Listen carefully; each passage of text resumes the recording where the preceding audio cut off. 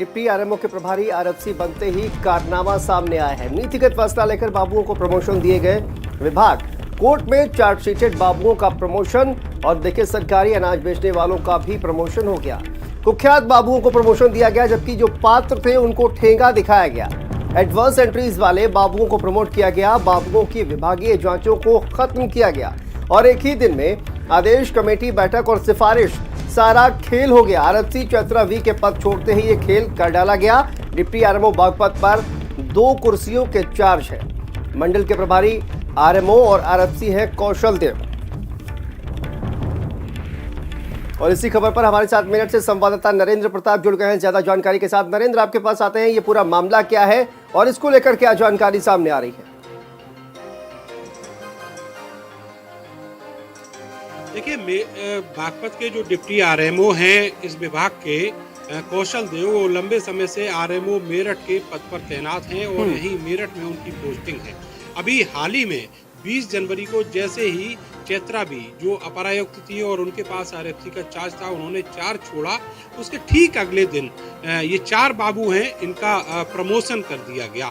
आपको बताएं कि इसकी जो पूरी रूपरेखा थी वो पहले रची गई थी। 9 जनवरी को एक आदेश हुआ, आदेश के बाद उसी दिन जो कमेटी थी वो गठित की गई प्रमोशन के लिए। उसी दिन उस कमेटी की बैठक हो गई और उसी दिन कमेटी ने संस्तुति भी कर दी कि इन लोगों के प्रमोशन किए जाने हैं।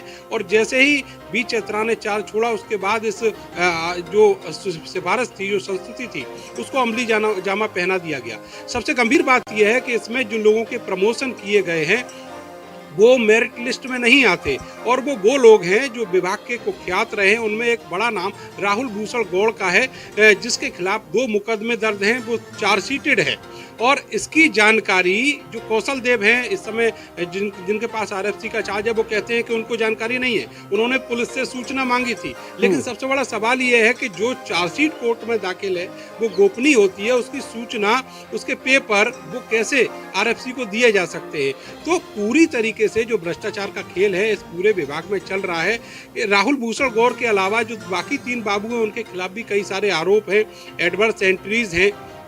लेकिन जो मंडल स्तर की एक सीनियरिटी लिस्ट होनी चाहिए थी, उसको इम्प्लीमेंट करने के बजाय जो राज्य स्तर की जो लिस्ट है उसको इम्प्लीमेंट कर दिया गया। सबसे बड़ी बात यह है कि डिप्टी आरएमओ के पास केवल प्रभार है 2 कुर्सियों का, वो नीतिगत फैसले नहीं ले सकते। और इस तरह के जो प्रमोशन वाले काम हैं ये सब नीतिगत फैसले हैं, उनको केवल रूटीन वर्क करने के लिए प्रभार दिया गया है। लेकिन उन्होंने नियमों को ताक पर रखकर नीतिगत फैसले भी लिए। समझा जा सकता है कि भ्रष्टाचार का एक बड़ा खेल है, जिनमें दागियों को, जो कुख्यात हैं, जिनकी आपराधिक छवि है, उनको प्रमोशन देने के बाद केवल ये कोशिश की जा रही है कि किसी तरीके से उनकी एक वेतन जो है विड्रॉल हो जाए और फिर उसके बाद में चाहे मामला कोर्ट कचहरी में जाए, उससे इन अफसरों को कोई फर्क नहीं पड़ता। तो भ्रष्टाचार का एक बड़ा खेल जो खाद्य नियंत्रक का ऑफिस है वहां पर ये सब चल रहा है।